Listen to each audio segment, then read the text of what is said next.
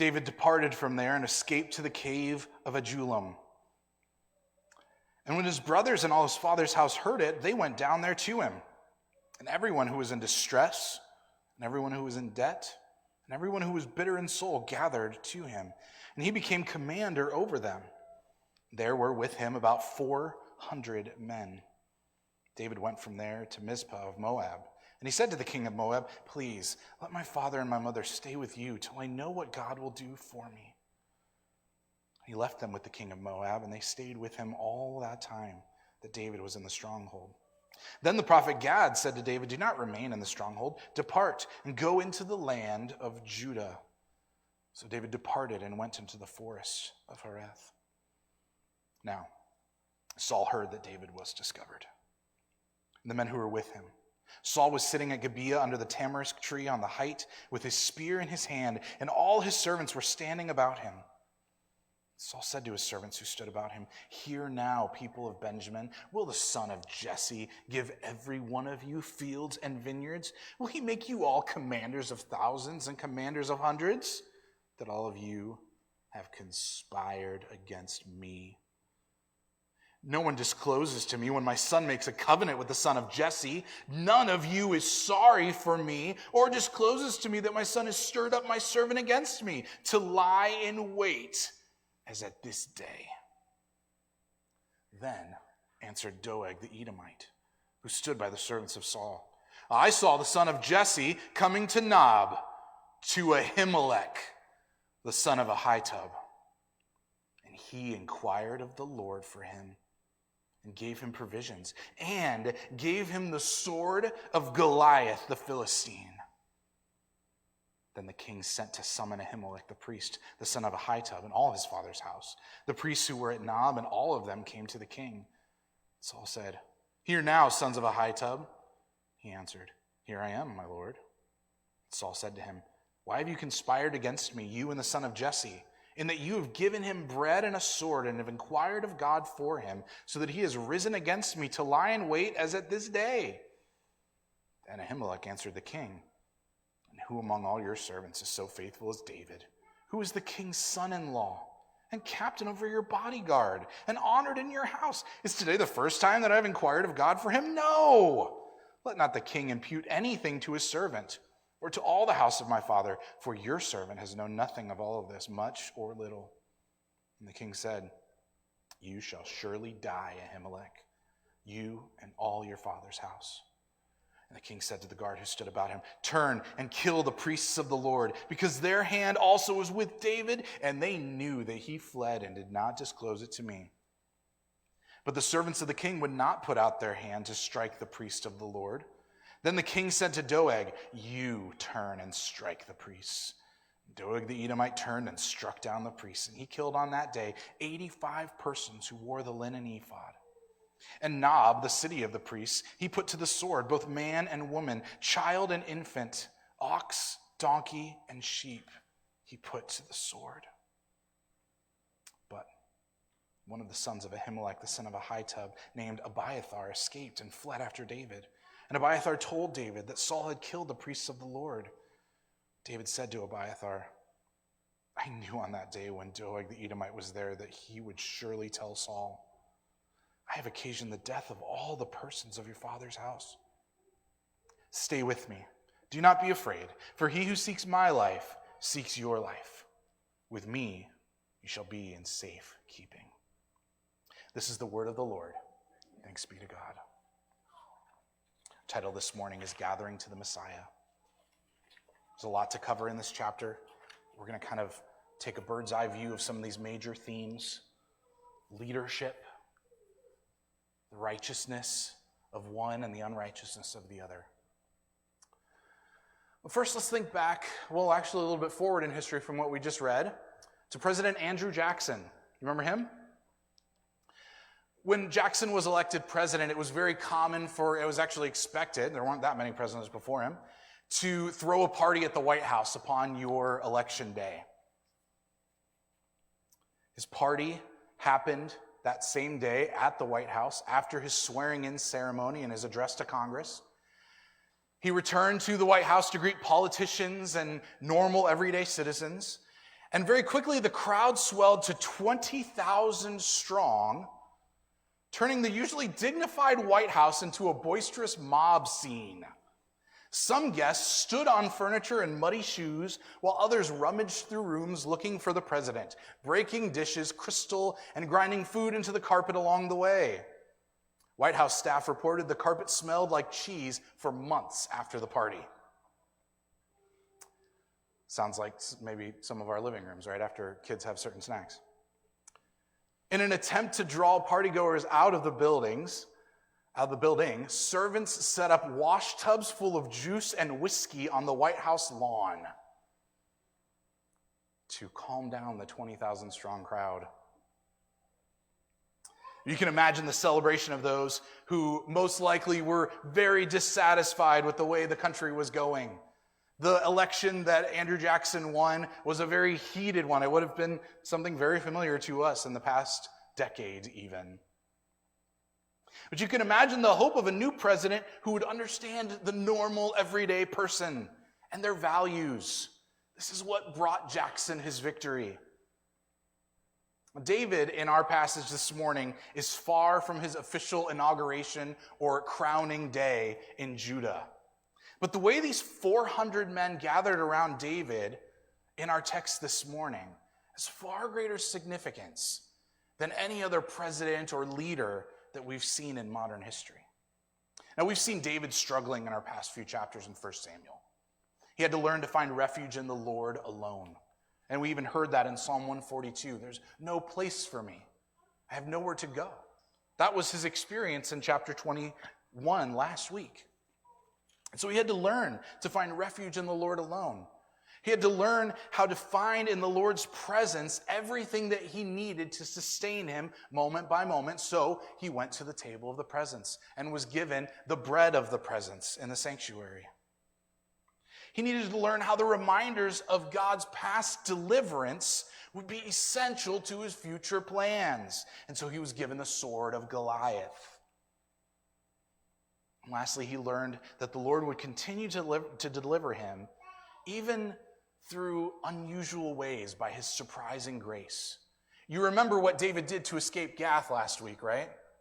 Pretended to be absolutely insane. Started drooling all over his beard. And the king of Gath let him go. Well, David is in a new place of leadership today. Leadership is a key theme in the book of 1 Samuel. It's been there from the beginning. We've seen mostly bad leaders, some good ones, Samuel himself. David is on the brink of becoming one of the most notable leaders in the Old Testament, one of the most significant figures in Christian history and in Jewish history and in world history. What we see in God's word today matters for us as we are led and as we lead, in whatever context we find ourselves. But most importantly, it matters in that we are to follow godly leadership. And that we must find that perfect godly leadership in God alone, in our Messiah, Jesus Christ.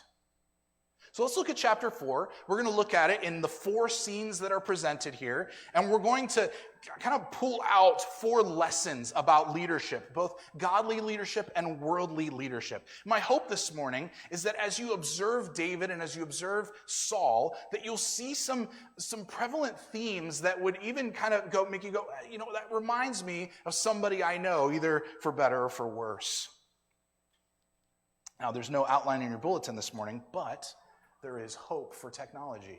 There we go. First lesson is coming from these first 5 verses. Godly leadership welcomes the discontent and declares God's faithfulness.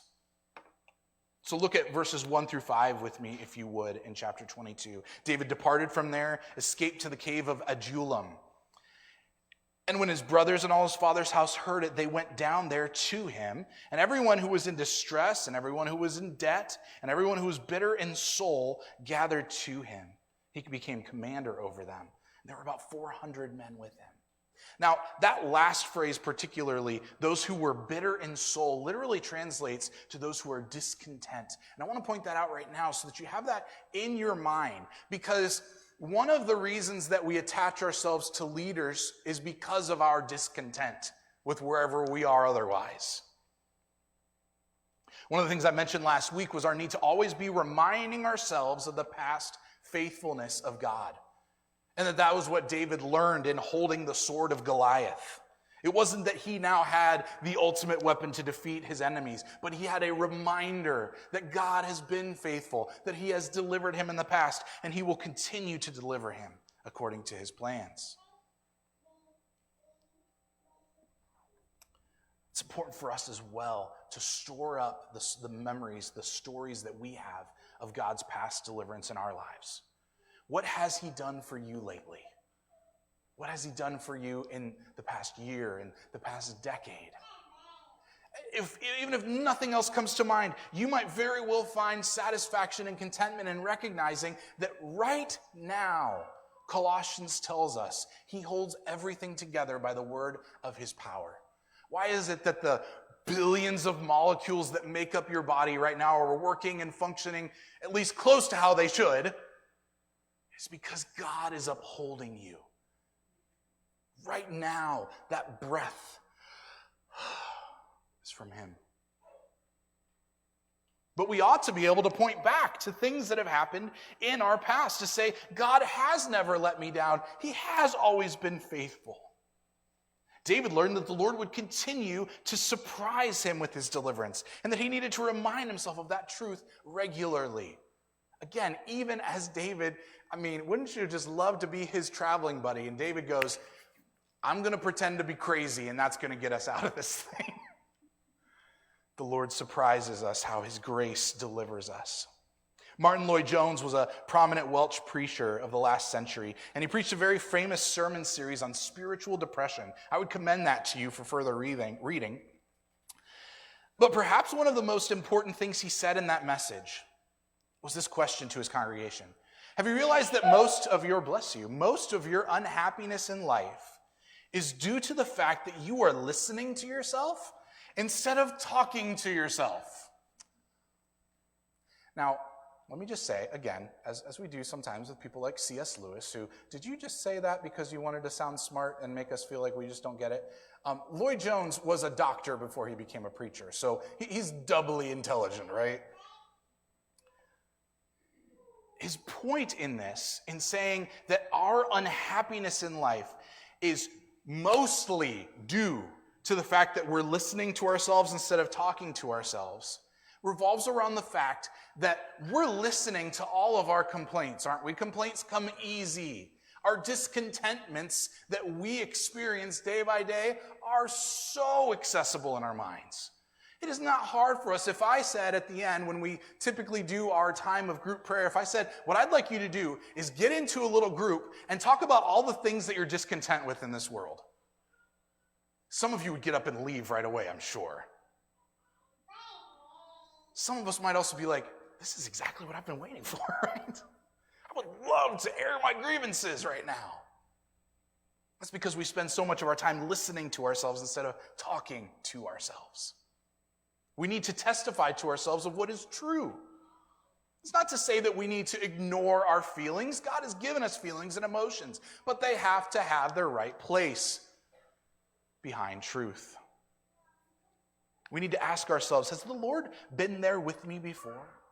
Won't he be here with me now?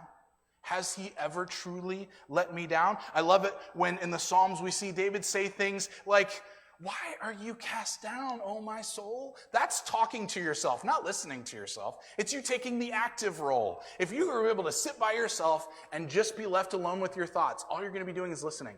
You just start talking. So the doctor has some good words for us in this passage. But perhaps not as good as what David says. In verse 2, the author tells us that everyone who was in distress, in debt, bitter in soul, or discontent gathered to him, and he became commander over them. Do you see yourself in this list? Is there distress in your life? Do you have debt? Maybe not just financial, but maybe there's something that you owe that you know you could never pay back. Are you bitter in soul? Are you discontent? Have you found, maybe even in the last 24 hours, moments where you said, this isn't right and I'm tired of it being this way? Ready for something to change, O Lord, and I'll be waiting until you do it. There's different kinds of waiting we could get into, but let's think about where we fall in this list in verse 2. Kind of covers all the categories if we just take this word discontent. There's something about our lives that we are unhappy with that is not how it should be. But those who gathered to David were living under Saul's worldly leadership, and it had dissatisfied them. They're looking for something other than what the world has to offer. Can the Lord do something for me? Will he do something for me? What will it cost for me to have something good from God? It's in this cave of Adullam, let's presume and build a picture in our mind of a stinky, wet, cold, dark cave. It is there that the Messiah is found by these wanderers. David found himself hiding out and finding a surprising thing happen. He had something incredible to offer to the people who were in deepest need. And they gathered to him, not caring whether they were in a dark cave or sitting on the royal throne. Now, among those people, we first get this mention of his family. Okay, so let's address that for a moment. So his parents and even his brothers. You remember in chapter 17, one of his brothers particularly said, I know the evil of your heart. You're just here to watch all the battle. You're just here to get entertained. I know that there's nothing righteous about you whatsoever. Now, this brother is probably coming to him and saying, hey, David, how you doing? You're my favorite brother, right? We're just a little bit nervous about this whole Saul stuff right now. And boy, we'd sure love to know we have a safe place to go. Well, it's interesting in verse 3 that he goes to Moab and asks for his father and mother to find a safe place. He doesn't protect his brothers there. He's like, yeah, well, you can stick around with me. But it's interesting that in verse 3, David says to the king of Moab, a foreign king, to please take care of my father and mother until I know what God will do for me. Now, we might read that and be like, boy, I've been there. I've been wondering what God's going to do for me. But that's not the tone of what David's saying here. He's not saying, I'm wringing my hands and I'm really upset trying to figure out what God's going to do. He's saying, right now, I don't know what God's going to do. But I know he's going to do something. I'm trusting him, and I'm waiting in a trusting kind of way, not in a fearful way. Why? Because he has learned how to rely on the past faithfulness of God for his future deliverance. He has learned to spend time in the presence of God for his daily nourishment and for all he needs moment by moment. And he has learned to expect his surprising grace. And here's another one. Moab will be the refuge for David's family. Now, this is kind of a cool thing because in one sense, David could come in and say, hey, the enemy of my enemy is my friend. And we both don't like Saul right now. I'm not trying to take his throne or anything, but I know he's coming after me. Could you help me out? But on the other hand, there's another cool little note in here that David's great-grandmother is a Moabite, or was a Moabite. Do you remember her name? It was Ruth. She gets her own book in the Bible. It's a fantastic book. Read it a couple years ago and preached through it. But that's neither here nor there. It's just kind of like a fun cameo. The important thing was that what he said to the king was a confirmation that David was no longer discontent, at least not in the way he was in the last chapter. Something has changed, and he's ready to wait in contentment for what the Lord will do for him. And that's what's drawing people to him. See, he didn't go out saying, hey, I figured out the key to contentment. I'm going to go find all the discontent and those who are distressed and those who are in debt. And No, they actually gathered to him somehow, apparently by word of mouth or something. And it wasn't like posted all over Facebook. Hey, David is in the king of Adullam if you want to go, or is the cave of Adullam if you, he became the king of the cave, right? It wasn't broadcasted for everyone to hear. It would have been by word of mouth. It would have been by a friend sitting at the table with another and saying, I've heard that David is hiding out in this cave. Why don't we go see what's going on there? He's kind of the hero of Israel. What is the Lord doing with him? David says, you know what? I don't know what the Lord's doing with me, but I know he is doing something. And maybe that's where you need to find yourself this morning. I don't know what God's doing with me, but I know he's doing something. I know from the testimony of Scripture that God never sits up in heaven and goes, hey, Nick, you're going to just give me, you've really messed things up here, by the way. If you could give me a couple days, I think I could come up with a plan to figure this out for you. No, not in the least bit. The Lord knows what he will do, and he chooses to reveal it in his own timing. But meanwhile, in all of this, we actually do see something that God's doing in David's life, because he has given him his old job back. Not the commander of the bodyguard of Saul, not the court musician, but his first job. What was David's first job, everyone? He was a shepherd. High position, wasn't it, right? It was pretty tough asking David to come and kill a giant when he was already a shepherd now. No, this was a low position, and yet God has made David a shepherd again, because the discontent, the distressed, and those in debt have gathered around him like sheep to a shepherd. This is godly leadership, church. Godly leadership is that which welcomes the discontent and declares God's faithfulness. This is what David is doing in this moment in his life. And it's not that he's an impressive leader, praise God, but it's about who the leader actually points to. What is the message of the leader that you're following? Remember, David was the chosen one of God, the Messiah. And as we say, David was the one chosen after God's own heart. But it wasn't because God saw something as a commentary on David's character, but it was all about God's choosing David, regardless of who he was. And those who gather around David, the chosen one, are likewise chosen by the same God to wait on and trust in his deliverance. Church, our job today is to follow godly leadership. Godly leadership that says, don't look to me, but look to Christ. Look to him, the true Messiah, Jesus of Nazareth, who will deliver us, who has saved us in the past, who will always be faithful to keep his own. If we want to participate in the leadership of our Messiah, we have to find ourselves among the chosen of God. Wow, that sounds really great. What kind of things do I get to experience being chosen by God? Well, I'll point you again to verse 2. Distress, debt, bitterness in soul, discontentment. Do you realize your spiritual poverty this morning apart from Christ? And see in him the riches of God poured out by grace. Join the discontent. Lesson number 2. The rest of the lessons will go much faster than the first one. Lesson number 2 is this one. Worldly leadership gathers only those who seem useful and rages when dissatisfied.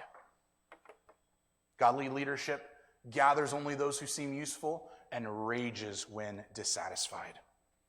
Saul hears about where David is, but look where Saul is, if you would, at verse 6. Whereas we moved from a stinky, wet, dark, cold cave, Saul heard that David was discovered and the men who were with him.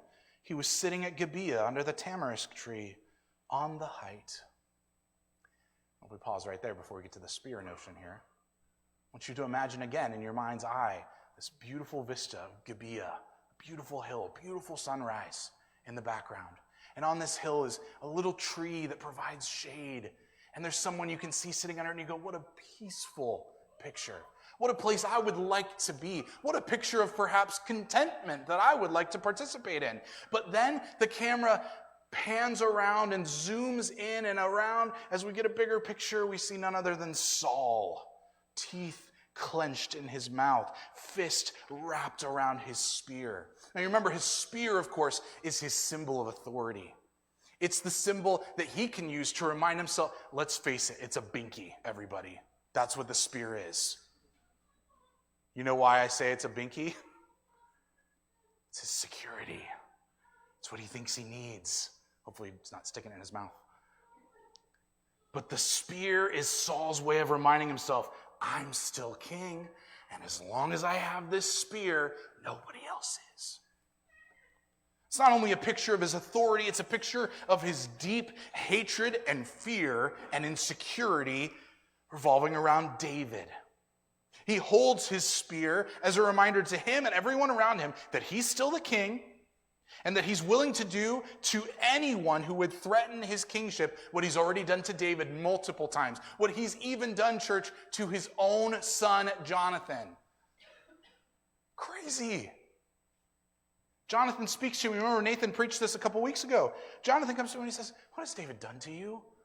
He's been nothing but faithful. Dad, what's wrong with you? Don't worry about David. And what does Saul do? He throws a spear at his own son. Insanity. In these next two sections, we'll see three different groups that Saul gathers to himself. There are four if you count Doeg the Edomite. But this is part of the contrast here, because we're seeing godly leadership and worldly leadership. And with godly leadership, we see people gathering to David, and with worldly leadership, we see the leader gathering followers. Now, it's not necessarily wrong to gather, because Jesus did this, right? My big point at the end here is going to be that Jesus went out after us, but he goes out with totally different intention than Saul. Saul is here speaking to his advisors, and do you see who he calls them? He says, listen, sons of Benjamin. What tribe does Saul belong to? Benjamin. Do you see the nepotism? Who are all his advisors? They're all people of his own clan. They're all people of his own household, of his family, of his tribe, of his neighborhood. They're all people that he can say, I know these people won't let me down, and they're going to be on my side no matter what. Well, then what does he say to all of them? Listen to me, sons of Benjamin. What did David promise you? He hasn't made you any promises anything better than I did, and yet you've betrayed me. Do you hear the pity party? Put your binky back in your mouth, Saul. None of you are sorry for me. No one tells me anything. And oddly enough, the response of silence from his advisors is, you're right. We're not sorry for you. We're actually pretty embarrassed by you. You used to be the one, you stood head and shoulders over all of us. You were the one that we would have looked to and said, that is Saul the king. Now you're an embarrassment. The sons of Benjamin, his own tribe, have turned against him because they have recognized that Saul has turned in on himself. Worldly leadership is self-centered. It only seeks the benefit of those around them to himself. He chooses according to his decisions, not according to the Lord's way of choosing. And even these handpicked advisors have let Saul down in his own eyes. David wants to kill me. Jonathan's helping him out. And none of that is true. But the fact is that he knows he's losing his grip on the kingdom that he is trying so desperately to hold on to. Now, Samuel warned us about this, didn't he? He warned Israel about this. Way back when Israel said, give us a king like what, church? What is the qualifier? Like all the nations, like the world around us. I mean, do you even hear your words, Israel? Right? This is exactly what they asked for, and Samuel said, don't ask for that. But let's remember all the way back to that chapter 6, 7, that it's so often true that for us in our discontentment, we say, I see the prosperity of everyone else around me, even those that don't know Jesus or live like hell every day and indulge in sin. God, why can't I have what they have? This is Saul. This is worldly leadership. It's built on the indwelling sin of the human heart, and it thrives off of indwelling sin. It gathers those who are useful and discards them when they've lost their usefulness, and that leads us to lesson number 3. Unfortunately, we get 2 bad lessons in a row here. That leads us to lesson number 3. That leads us to lesson number 3. Yeah, I kind of knew this was going to happen at one point. There it is. Worldly leadership unleashes the sin of the wicked for its own ends. This is what he does with Doeg.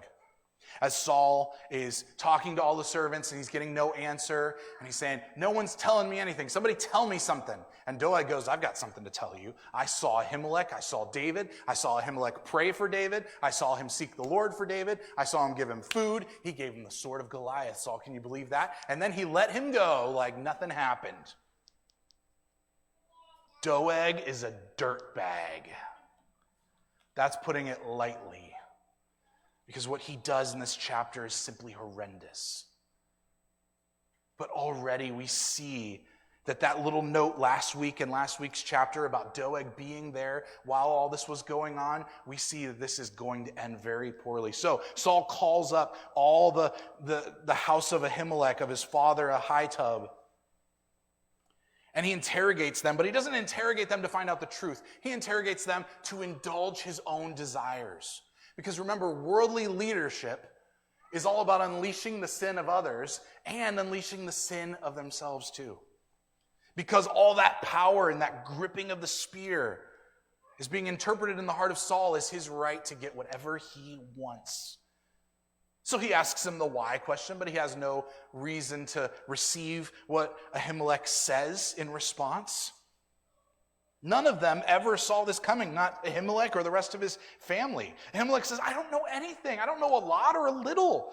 I've helped David in the past. What's the big deal? He's one of your... And then he says the same thing. He hits the Jonathan button. He says, David has been so faithful to you. He's the commander of your bodyguard. Why are you worried about David?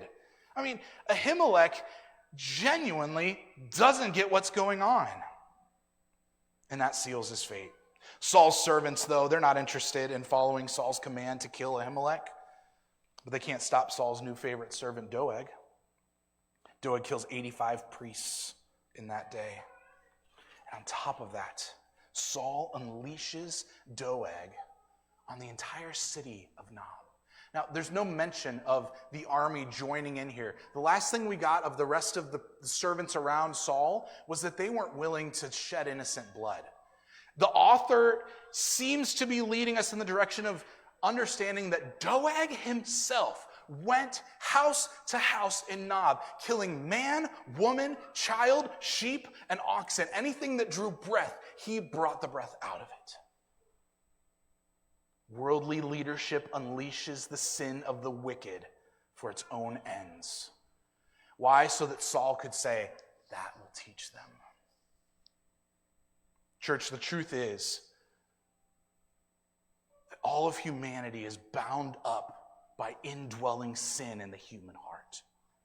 We can see a very easy connection with this story and world events in the past week, can't we?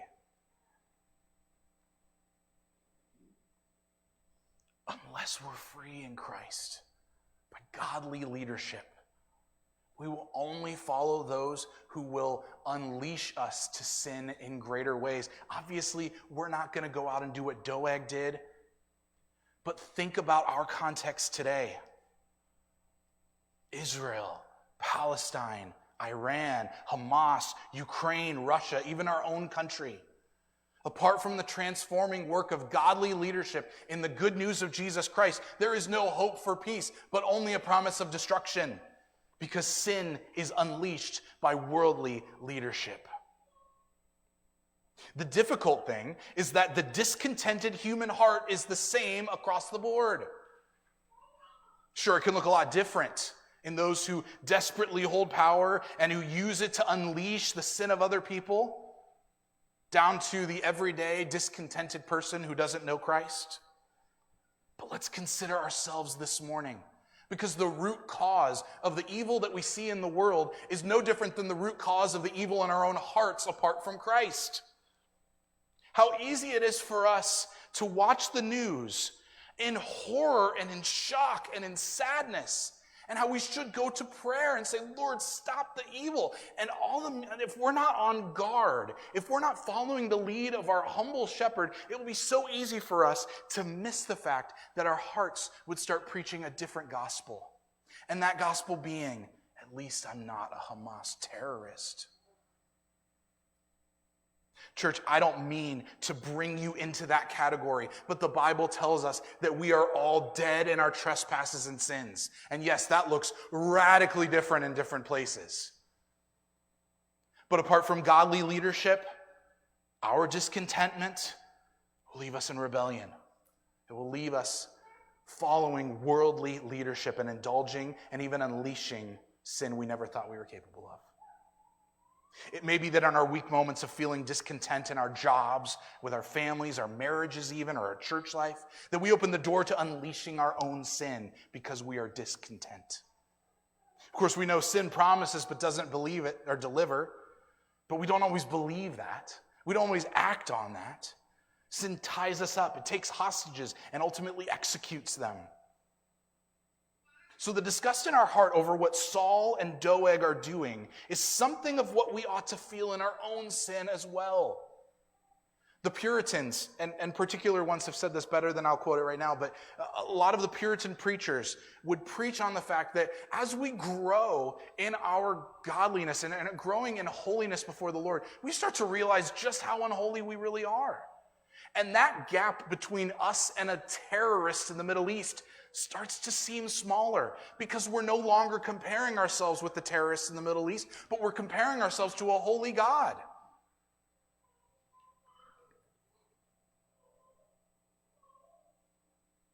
Our sin is a stench in the nostrils of a good and holy God who created things to be good, to be holy, to be pure and right. And when sin is unleashed, it only brings destruction. We are like the characters around David and Saul this morning. We will gather around a Messiah. Who will it be? Lesson number 4. Godly leadership accepts responsibility and offers deliverance. There's good news in the end of this tragic story. And it may not even seem all that good, but there's one survivor in Nob. It is Abiathar, the last priest. He comes to David with the terrible news of Saul's inquisition. And David responds by admitting some responsibility. He says, I knew on that day. Can you just sit in the discontentment of David's heart there and realizing, I knew on that day I saw Doeg. I knew he was going to tell Saul. Why didn't I do anything about it? Oh, yeah, I mean, again, let's not just read our Bibles too quickly and miss the emotion behind these things.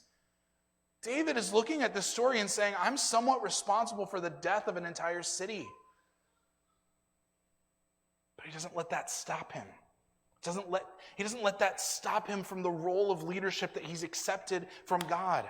And so he says, I knew on that day Doeg the Edomite was there, that he would surely tell Saul, I have occasioned the death of all the persons in your father's house. But, to verse 23, stay with me. Do not be afraid. For he who seeks my life seeks your life. With me you shall be in safe keeping. Church, do you not hear a foreshadowing of the heart of Jesus Christ? Stay with me. Do not be afraid.